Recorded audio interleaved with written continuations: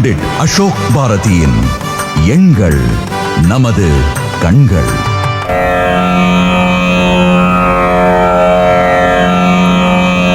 எண்ணென்ப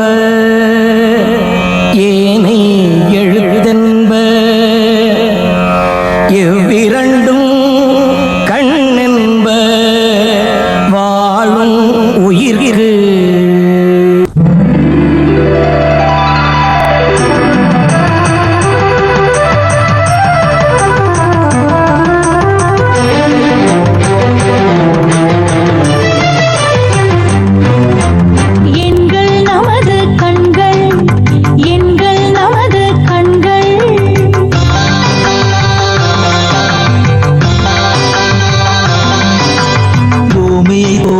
புதையல் பூமியை தோண்டினால் புதையல் எங்களை தேடினால் விடியல் எங்களை தேடினால் விடியல்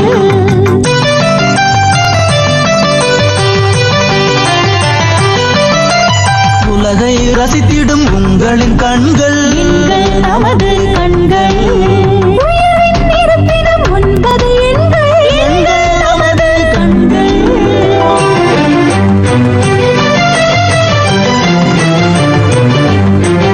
அலையும் மனதிலும் ஆறுதல் கூறும் நோய்களும் தீரும் உழைத்தால் உயர்வோம் உண்மை உண்மை இன்னும் நன்மை. பண்டிட் அசோக் பாரதியின் எண்கள் நமது கண்கள். 45 ஆண்டு காலமாக ஜோதிடம், ஆன்மீகம், எண்கணிதம், வாஸ்து அப்படின்னு பல அரிய கலைகளில் மகத்துவம் பெற்ற நமது பண்டிட் ஜி அவர்கள் இன்றைக்கு உங்களோடு சேர்ந்து உங்களுக்கு பல அரிய தகவல்களை தரதுக்காக வருகை தந்திருக்கிறாரு.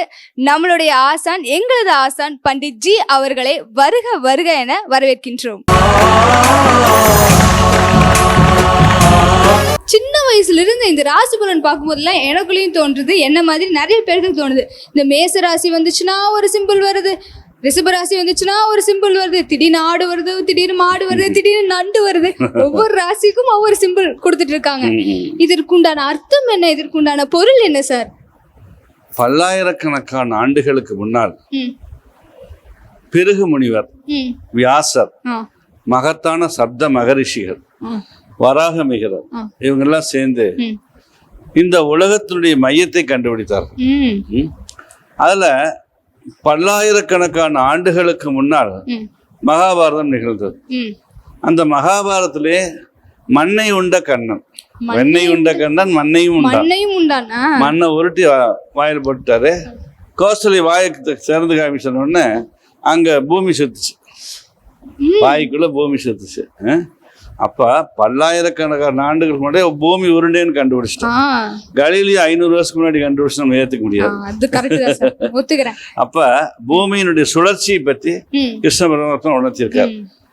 அதே மாதிரி நம்ம ரிஷிகள் இந்த பூமியினுடைய வடிவத்தை, அந்த வடிவம் ஒரு பார்ட் மேஷம் ஆடு மாதிரி இருக்குது, அப்புறம் ரிஷபம் மாடு மாதிரி இருக்குது. இப்படி அந்த தோற்றங்கள் எல்லாம் வச்சு 12 ராசிகளுக்கு சிம்பிள் கொடுத்தாங்க.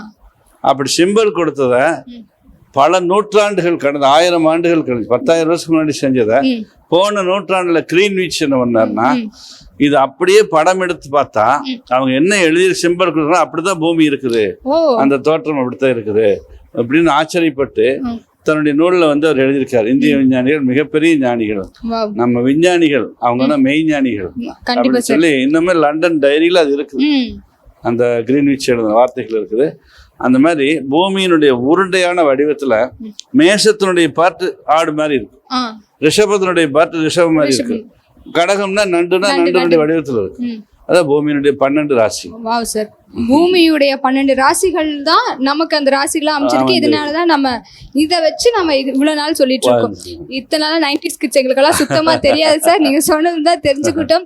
இவ்வளவு அழகா தெளிவா எங்களுக்கு சொன்னதுக்கு மிக்க நன்றி சார். அதாவது 12 ராசிகள் தான் வாழ்க்கை. 12 அதான் சார். ஒரு எறும்பு அப்படியே போயிட்டு இருக்குது, அதுக்கு 12 ராசி இருக்கு. பகவான் ராமச்சந்திரமூர்த்தி அவதாரம் அவருக்கு 12 ராசிகள் இருக்கு. கடல் அவ்வளவு தூரம் வருது, ஒரு குறிப்பிட்ட கோடு ஓட்டு மாதிரி அங்க நின்னுக்குது. ஏன்னா பகவான் போட்ட கோடு அதுக்கு மேலே வர முடியும், ஆனா நின்னுக்கிறோம். அவர் எப்ப போங்கிறாரோ அப்ப சுனாமியா வரும். Okay sir. ஆடு மாடு மனுஷன்ல இருந்து இந்த உலகத்துக்குமே இந்த 12 ராசிகள் வந்து ஒரு எடுத்துக்காட்டா மிக முக்கியமான ஒண்ணா இருக்கு அப்படிங்கறத அழகா.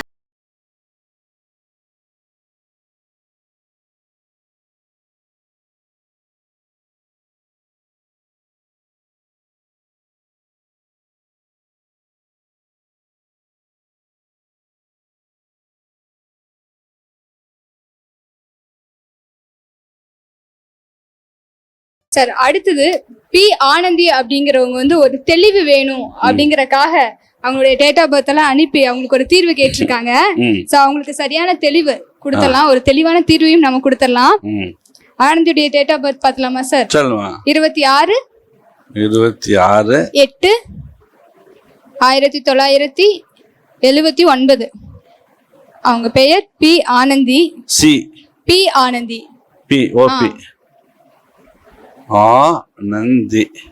நந்தி ஆனந்தி ஆனந்தமான ஒரு பெயர் வச்சிருக்காங்க. அவங்களுடைய அப்பா பெயர் ஆனந்தமே. 26 ஆனந்தமே இருக்காதுங்கிறீங்களா? Okay sir. அடுத்தது அப்பாவுடைய பெயர் வந்து எம் பழனியப்பன். என்னதான் பேர்ல எல்லாம் இப்படி இருந்தாலும் ஆனந்தி இந்த மாதிரி ஆனந்த மாதிரி பெயர் வச்சாலும், லாவண்யான்னு என்ன மாதிரி கேட்ட அழகுன்னு சொல்ற அளவுக்கு ஒரு லாவண்யான்னு ஒரு அழகான பேர் வச்சாலும் என் கடிதத்தில் தான் சார் இருக்கு. பழனியப்பன் அவ்வளவுதான் சார் கொடுத்திருக்காங்க. அம்மா பேர் இல்லையா? கொடுக்கல சார்.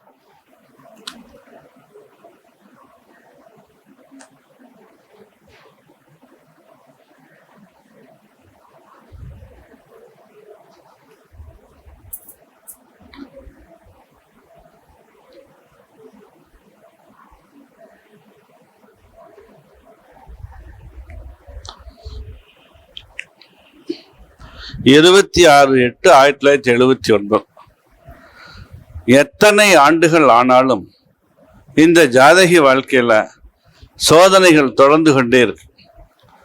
எந்த இடத்தில் இவர்கள் நின்றாலும், நான் நிறைய செல்வத்தை சேர்த்திருக்கேன், எனக்கு செல்வம் கிடைத்திருக்கிறது, என் தந்தையினுடைய செல்வம் எனக்கு எல்லா இடத்துலேருந்து பொங்கி இருக்கிறான்னு கூட இவர்கள் மனம் வந்து தேய்ந்தார். ஏன்னா அவ்வளவு பிரச்சனைகளை சந்திக்கக்கூடிய நம்பர் இந்த 26. நல்ல கல்வி, ஆனால் அதுக்கு தகுந்த மாதிரி இயற்கை அமையாது. ஆமா, நல்ல தொழில் அமையும், அதுல இன்கம் வராது. எல்லாமே அவனுக்கு இருந்தாலும் கூட அவர்கள் வாழ்க்கையில் ஒரு மகத்தான ஒரு வெற்றி அடையணும் அப்படின்னா அந்த மகத்தான வெற்றிங்கிறது பெயர்ல தான் இருக்கு. அதுவும் 26ஆம் நம்பர் நம்ம டேஞ்சரஸ் நம்பர்னு வச்சுக்கிறோம். 13, 26, 29 இந்த எண்கள்லயே மோசமான எண்கள். 13, 26, 29 அபாய அறிவிப்பு தொட்டா முடிஞ்சோம். அந்த மாதிரில உயிரெண் வந்து 6, பெயரெண் வந்து 3. இங்க அதை விட மோசமாயிடுச்சு. இங்கேயும் அங்க பலவிதமான சோதனைகள் நிறைந்த ஒரு நம்பர். அப்ப இதுக்கு தான் நம்ம தீர்வு. அந்த தீர்வு என்னங்கிறத நம்ம பாத்திரலாம். ஆனந்திக்குள்ள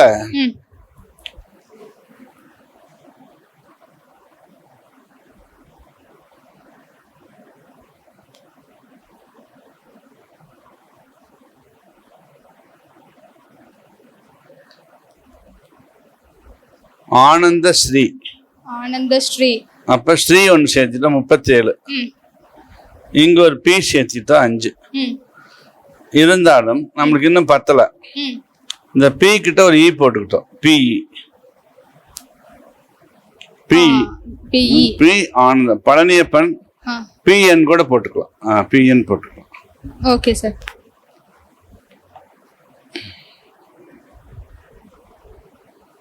அப்பாவுடைய முதல் எழுத்தும் கடைசி எழுத்தும் போட்டுக்கலாம்.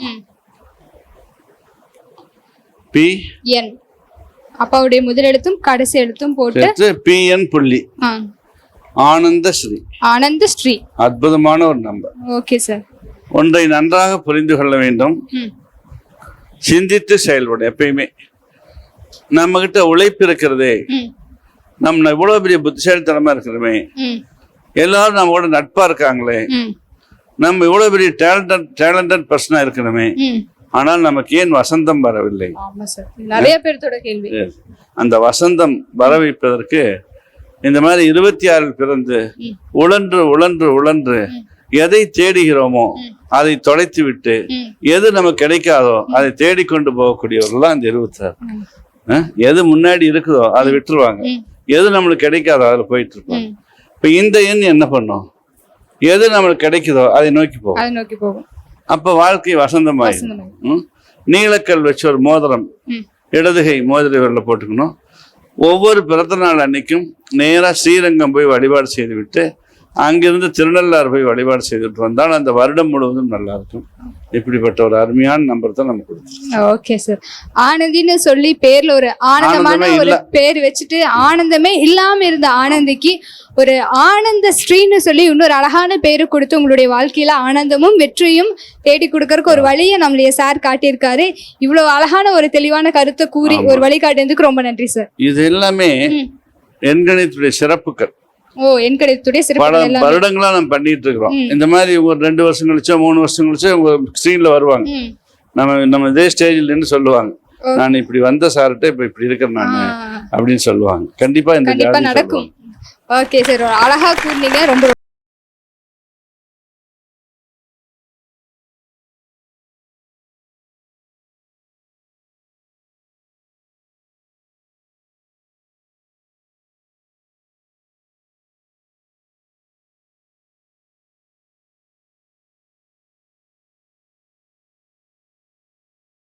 இப்ப 60ஆம் கல்யாணம் அப்படிங்கிறது 60ஆம் கல்யாணத்தை ரொம்ப ஆனந்தமா நிறைய பேர் பண்றாங்க. அப்படி 60ஆம் கல்யாணம் பண்றவங்களுடைய குழந்தைகளுக்கு திருமணம் ஆகி இருக்கணும் அப்படின்னு சொல்றாங்க. ஒருவேளை அவங்களுக்கு 60ஆம் கல்யாணம் பண்றவங்களுடைய குழந்தைகளுக்கு திருமணம் ஆகாம இருந்தா சஷ்டி அப்ப பூர்த்தி செய்யலாமா செய்யக்கூடாதா சார்?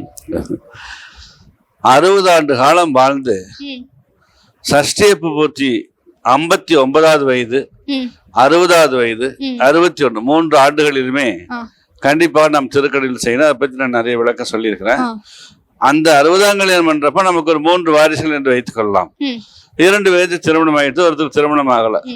சிலர் என்ன சொல்லுவாங்க, இன்னும் 2 வருஷம் மேரேஜ் முடிஞ்சிடும், அதனால அடுத்த வருஷம் பண்ணிக்கலாம். தயவு செய்து அப்படி செய்யாதீர்கள். அந்த 60 நம்ம லேட் மேரேஜ் பண்ணியிருந்தா நம்மளுக்கு 60 வயசு ஆகிறப்ப அவங்க படிச்சுட்டு இருப்பாங்க அல்லது வரன்னு பார்த்துட்டு இருப்போம். அதை பத்தி கவலைப்பட வேண்டாம். நேராக நீங்க நேர திருக்கடையூர் சென்று அந்த பூஜைகள் எல்லாம் செய்துட்டு வந்தால் திருமண தடைகளோட நீங்கிவிடும். அந்த குழந்தைகளுக்கும் நன்மைகள் கிடைக்கும். அதுக்கப்புறம் மருமகள் மகன்கள்லாம் வந்ததுக்கு அப்புறம் மருமகள் அல்லது மருமகன் வந்ததுக்கு அப்புறம் மீண்டும் ஒரு முறை எப்பயாவது 70வது வயசுல போய் செஞ்சுக்கலாம். ஓகே சார், ரொம்ப சூப்பரா சொன்னீங்க. 60ஆம் கல்யாணம் பண்றவங்களுக்கும் சரி, இனிமேல் பண்ணலாமா வேண்டாமா அப்படின்னு யோசிச்சுட்டு இருக்கவங்களுக்கும் சரி, ஒரு சரியான தீர்வு கொடுத்ததுக்கு ரொம்ப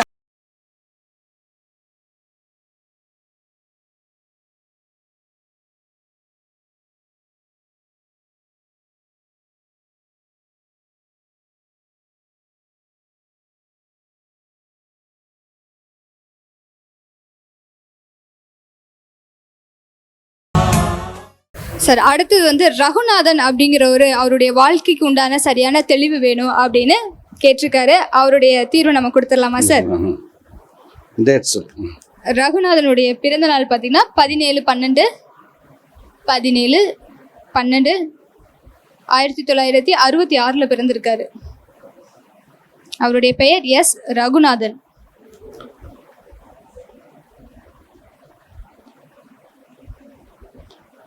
எஸ் ரகுநாதன்.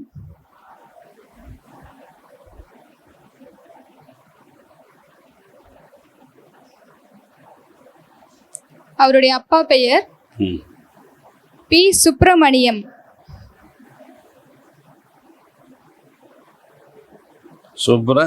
சுப்பிரமணியம். அம்மா பெயர் தேவி.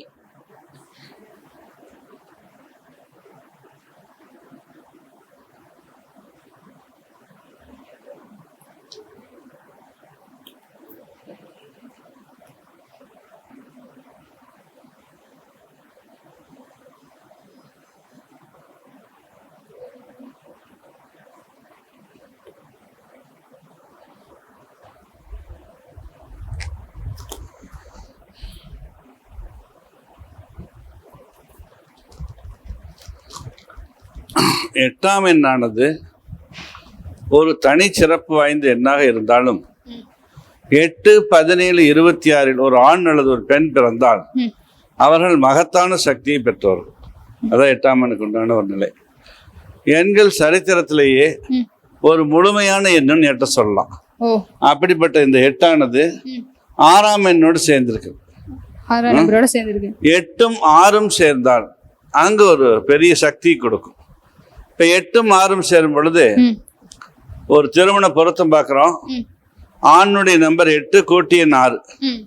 அதே பெண்ணுடைய நம்பர் 1ஆம் நம்பராக இருந்து கூட்டி எண் 5ஆக இருந்தால் அவர்களுக்கு ஆண் வாரிசுகள் பிறக்கும். இல்லை என்றால் 8இல் ஆதிக்கம் பெற்றவர்களுக்கு 2 பெண் குழந்தைகள் பிறக்கும் அல்லது 2 ஆண் குழந்தைகள் பிறக்கும். ஆண் குழந்தை பெண் குழந்தை ரெண்டுமே இப்படி பிறக்கிறதுக்கு காரணம். அது காரணம் வந்து இந்த மாதிரி தான் இருக்கும். ஆனால் 8இல் பிறந்தவர்களுக்கு நம்ம சரியான வரனை தேர்ந்தெடுக்கும் பொழுது அவர்கள் வாழ்க்கையில் மகத்தான ஒரு வெற்றி அடைஞ்சிருவாங்க. இந்த ஜாதகருக்கு ரகுநாதன்கிறது 9ஆம் நம்பர். இந்த 8ஐயும் 9ஐயும் நம்ம சேர விடுறதில்ல. காரணம் என்னன்னா அது விபத்துக்களை கொடுக்கக்கூடியது. அது விபத்துக்கள் இரத்த காயங்களை கொடுக்கக்கூடியதுனால 9ஆம் நம்பர் வந்து நம்ம கண்டிப்பாக ஒரு மாறுதலுக்கு வந்தால் தான் இந்த ஜாதகர் வாழ்க்கையில் மகத்தான ஒரு வெற்றி அடைய முடியும். இவ்வளவு நாட்கள் வாழ்ந்தாலும் கூட இனி வாழும் காலம் முழுவதும் சிறப்பாக இருக்கும். வாழும் காலம் முழுவதும் இந்த அதிர்ஷ்டம் இருக்கு. அப்படிப்பட்ட ஒரு அதிர்ஷ்டத்தை நம்ம இன்னைக்கு உருவாக்கிடலாம்.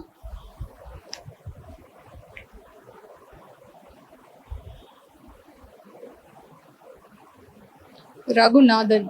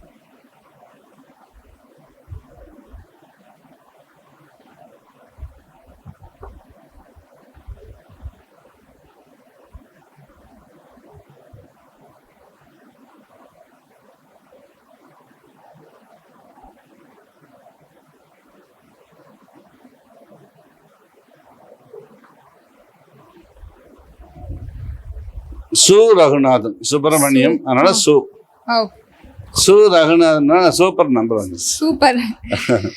ஒரே ஒரு யூ மட்டும் போட்டோம்னா அப்பா பேரு சு, ஆனால் நம்ம எஸ்யூன்னு போட்டோம்னா இந்த எண்ணானது முழுமையா அந்த ஜாதகருக்கு வருங்காலத்தில் நல்ல சொத்துக்களையும் அசையா சொத்துக்கள், வளர்ச்சி, முன்னேற்றம், வாரிசுகளால் நன்மைகள், இப்படி பல நன்மைகள் கிடைக்கக்கூடிய ஒரு பெரிய வாழ்க்கை வாழக்கூடிய ஒரு நிலை. ஆனதான் 8ஆம் தேதி ஒரு பெண் ஆள் குழந்தைகள் பிறந்தவுடன் எண்களை ரீதியாக பெயர் வச்சிட்டோம்னா அவங்களை யாருமே அசைக்க முடியாது. எந்த இடத்தில் இருந்தாலும் அவர்கள் வெற்றி பெற்று விடுவார்கள். ஒரு சாதாரண குக்கிராமத்தில் பிறந்திருந்து படிக்காத ஒரு தாய் தந்தையருக்கு பிறந்திருந்தால் கூட அந்த குழந்தை ஒரு சாதனையாளராக வருவார். Okay sir. அதிர்ஷ்டத்தை கொடுக்கக்கூடியது இந்த மாதிரி எண் கணிதங்கள். அப்படிப்பட்ட ரகுநாதனுக்கும் ஒரு அதிர்ஷ்டம் இந்த மூலியமா கிடைச்சிருக்கும்னு நினைக்கிறேன். ஸோ ரகுநாதன் பார்த்துட்டு இருப்பீங்க. ஸோ உங்களுடைய அதிர்ஷ்டம் உங்களுடைய பெயர்லயே இருக்கு. அதை மாத்திக்கிட்டீங்க அப்படின்னா நல்லதா இருக்கும்னு நினைக்கிறேன். நல்ல தீர்வு கொடுத்ததுக்கும் உங்களுக்கு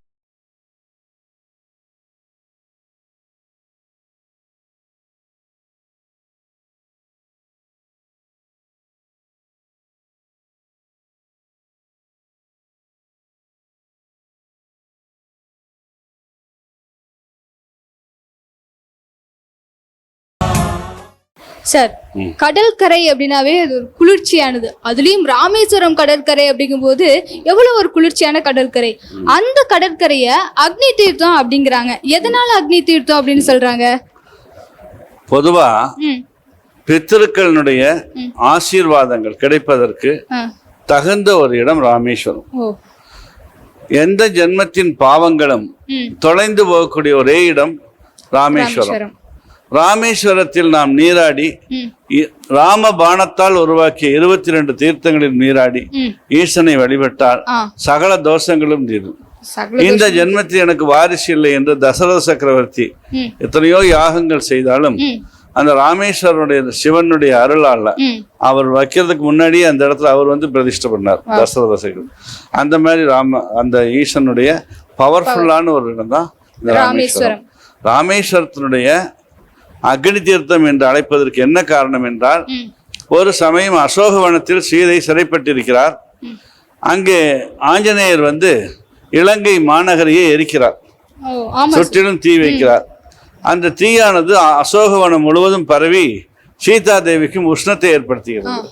அப்படி உஷ்ணத்தை ஏற்படுத்தியதால் அந்த அக்னியானவர் மிகவும் மனம் வருந்தி சீதையிடம் மன்றாடி கேட்க, ராமாவதாரம் முடியும் சமயத்தில் அங்கே ராவணனை அழித்த பிறகு என்னிடம் வா என்று ராமபுரன் அனுப்புகிறார்.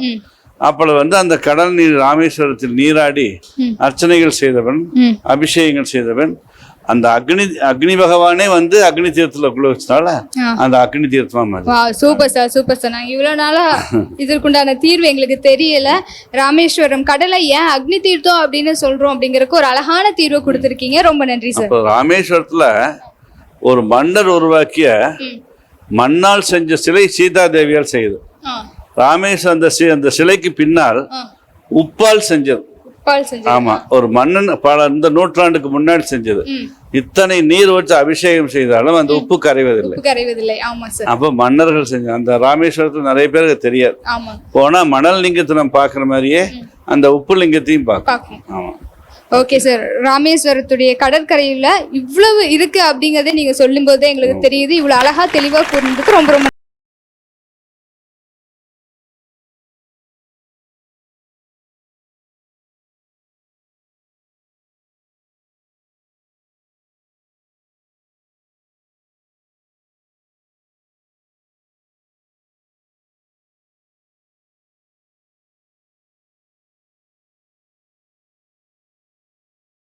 முழுவதும் ரொம்ப பயனுள்ளதா இருந்திருக்கும் அப்படின்னு நினைக்கிறேன். ஏன்னா பண்டிட்ஜி அவர்கள் நமக்கு நிறைய தகவல்களை கூறியிருக்காரு, நிறைய விஷயங்களை நமக்கு புதிதா கற்றுக் கொடுத்திருக்காரு. ரொம்ப பயனுள்ளதா உங்களுக்கு இருந்திருக்கும் அப்படின்னு நினைக்கிறேன். சரி, நிகழ்ச்சி ரொம்ப சுவாரஸ்யமா இருந்துச்சு அப்படின்னு எனக்கும் தெரியும், நீங்களும் ரசிச்சிருப்பீங்க. இதே மாதிரி இன்னொரு நிகழ்ச்சியில நான் திரும்பவும் வந்து உங்களை சந்திக்கிறேன். அது வரைக்கும் உங்களிடமிருந்து விடைபெறுவது உங்கள் அன்பு தோழி லாவண்யா.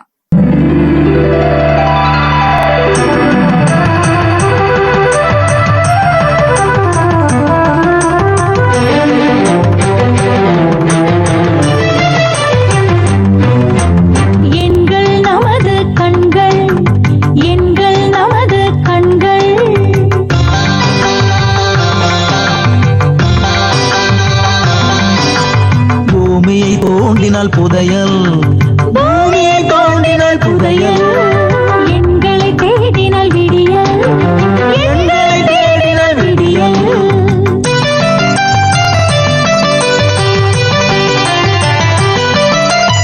உலகை ரசித்திடும் உங்களின் கண்கள் எங்கள் நமது கண்கள், உயர்வின் இருப்பிடம் 9 எண்கள், எங்கள் நமது கண்கள்.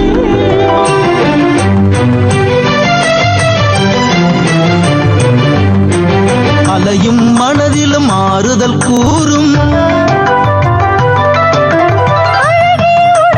நோய்களும் தீரும், உழைத்தால் உயர்வோம் உண்மை உண்மை, இன்னும் நன்மை. பண்டிட் அசோக் பாரதியின் எங்கள் நமது கண்கள்.